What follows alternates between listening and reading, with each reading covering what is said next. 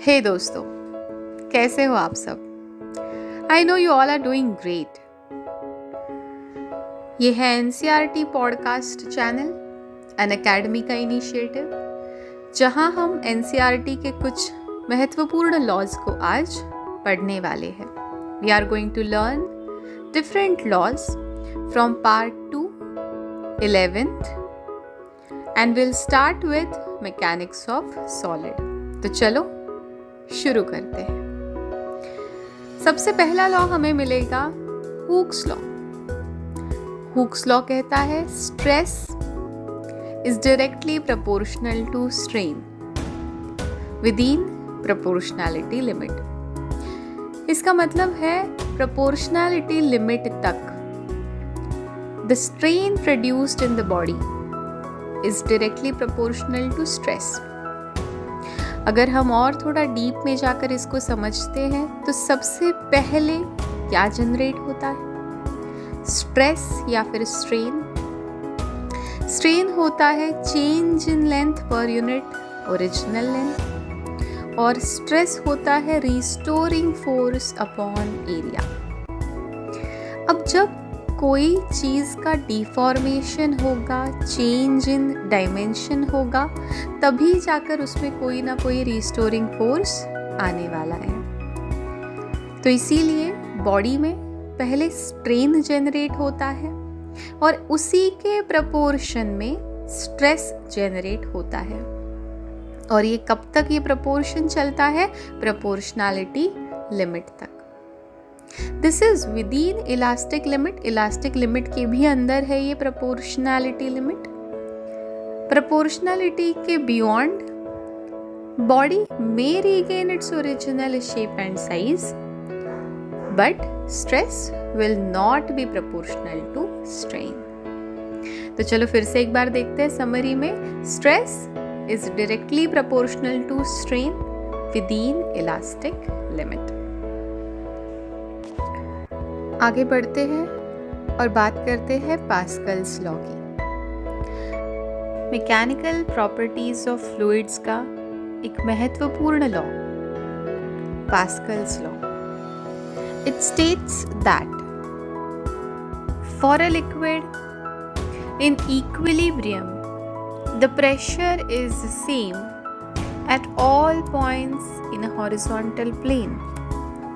जो liquid equilibrium में है, जो लिक्विड फ्लो नहीं कर रहा है, स्टेशनरी है, स्टैटिक है, उसमें एक हॉरिजॉन्टल लेवल पर कहीं भी आप देख लो, प्रेशर की वैल्यू सेम ही रहेगी।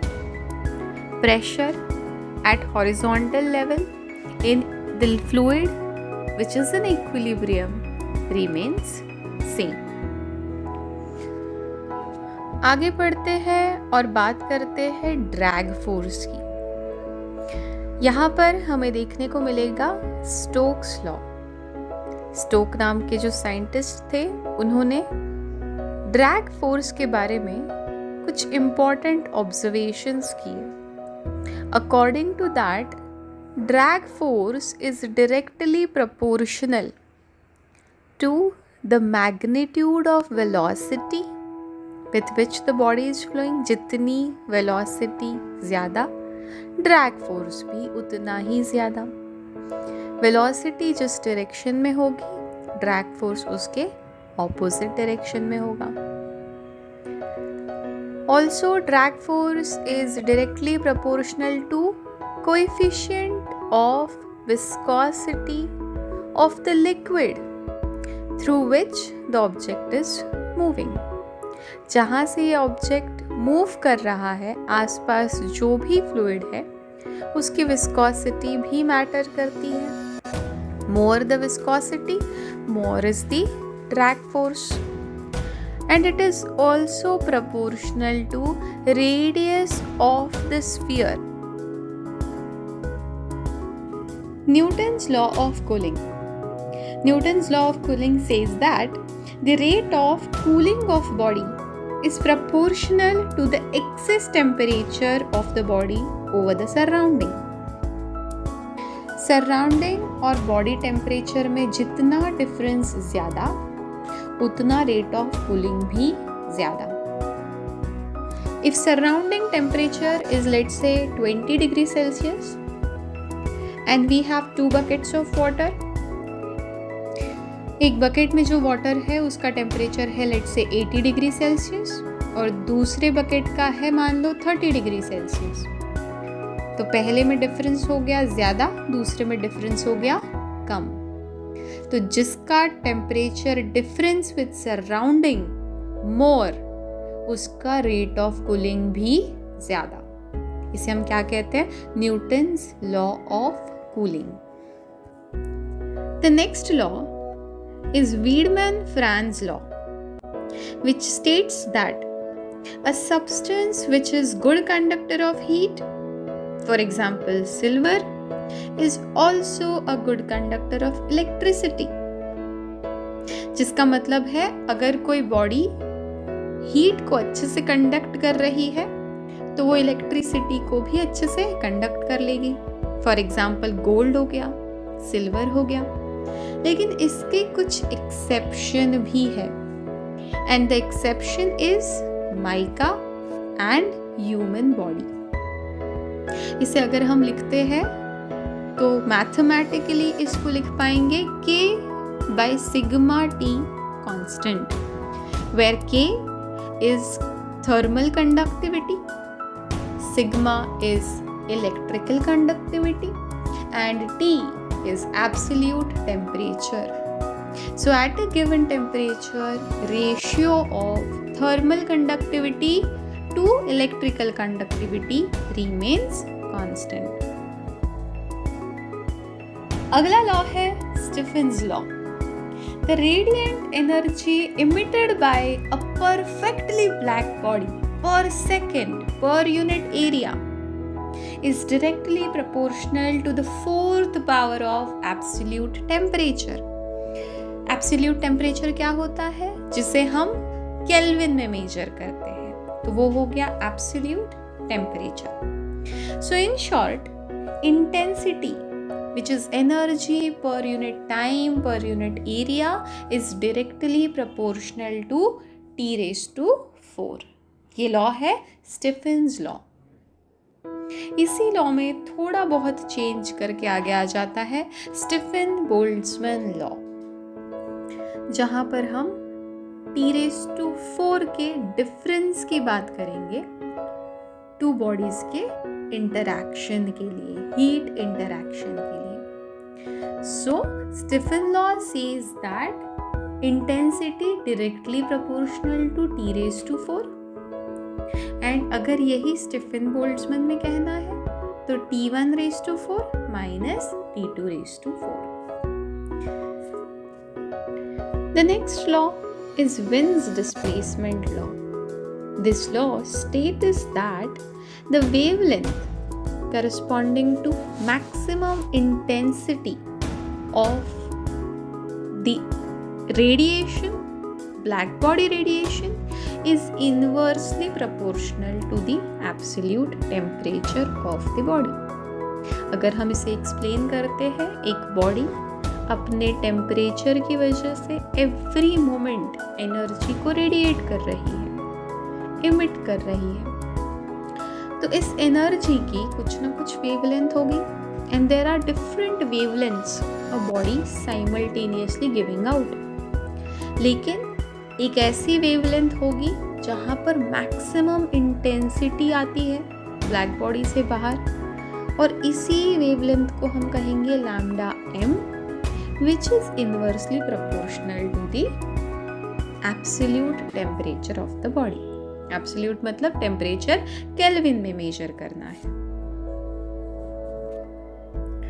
इसी के कनेक्शन में आगे आता है किरचॉफ्स लॉ। इसे यूजुअली लोग किरचॉफ्स लॉ कहते हैं। Kirchhoff's law states that a good absorber for a particular wavelength is also a good emitter of the same wavelength. अगर कोई बॉडी किसी वेवलेंथ का अच्छा एब्जॉर्बर है, अच्छे से एब्जॉर्ब करती है वो, तो उसी वेवलेंथ पे वो इमिट भी ज़्यादा करेगी। So a good absorber for a particular wavelength is also good emitter of the same wavelength. This is Kirchhoff's या फिर Kirchhoff's law. आगे बात करते हैं काइनेटिक थियरी ऑफ गैसेस. यहाँ हमें काफ़ी सारे लॉज देखने को मिलेंगे. First law states that the Boyle's law states that for a constant mass and fixed temperature, pressure of a gas, ideal gas, is inversely proportional to volume of it. So अगर मास और temperature दोनों ही हम change नहीं कर रहे हैं तो pressure inversely proportional to volume है. वॉल्यूम बढ़ेगा, प्रेशर उसी प्रोपोर्शन में कम होने वाला है. Pressure double, volume would be half of it. Pressure triple, volume will be 1/3. Pressure 4 times हो गया तो वॉल्यूम 1/4 हो जाएगा. इसे हम किसी और लैंग्वेज में ये भी कह सकते हैं कि product of pressure and volume remains constant. The next law बिल्कुल इसी के जैसा, चार्ल्स लॉ.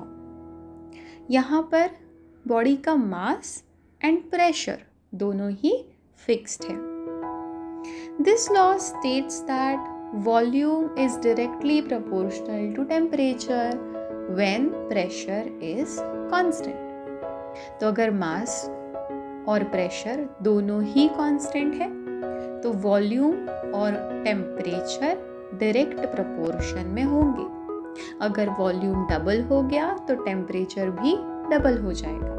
वॉल्यूम ट्रिपल हो गया तो टेम्परेचर भी ट्रिपल हो जाएगा. The next law is Gay Lussac's law.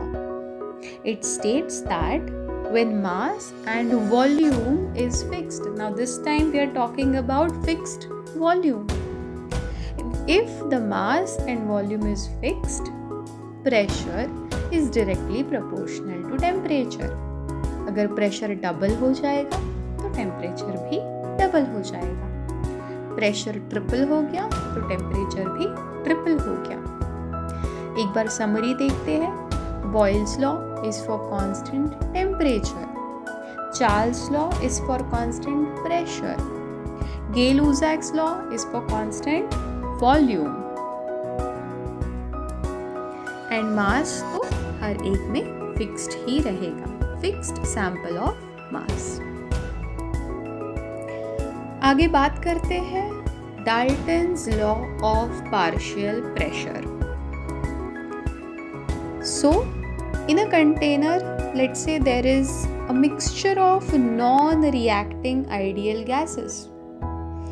एक बॉक्स में अगर बहुत सारे gases हैं and those are non-reacting, एक दूसरे के साथ react नहीं कर रहे हैं, the total pressure of the mixture of ideal gases is the sum of partial pressures.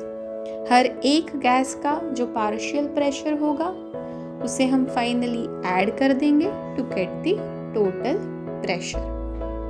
Note that pressure is a scalar quantity and हम इसको विदाउट साइन कन्वेंशंस ऐड करते चलेंगे. हर एक गैस का pressure will be added to the sum and the total pressure would be the sum of partial pressures. इसे कहते हैं Dalton's law of partial pressure.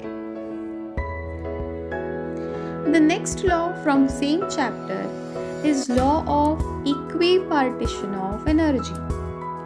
Average energy associated with each degree of freedom of a gas molecule is half k into t, where k is Boltzmann constant and T is absolute temperature, which means हर एक degree of freedom में equal energy associated है which is half k into T.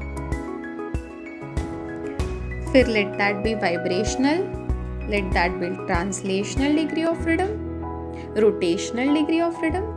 हर एक degree of freedom of a gas molecule has equal amount of energy, that is equal amount of average energy, that is half K into T.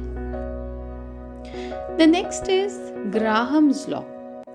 When pressure and temperature of a gas for a fixed mass is constant, the rate of diffusion and density कुछ इस तरह जुड़े हुए हैं. Rate of diffusion is inversely proportional to root of density. तो अगर density ज़्यादा है, रेट ऑफ डिफ्यूजन कम होगा. रेट ऑफ डिफ्यूजन अगर हमें ज़्यादा करना है तो डेंसिटी ऑफ द गैस जो है वो लेस होना चाहिए. Next is Avogadro's law. If pressure, volume and temperature all are same, then number of molecules are also same.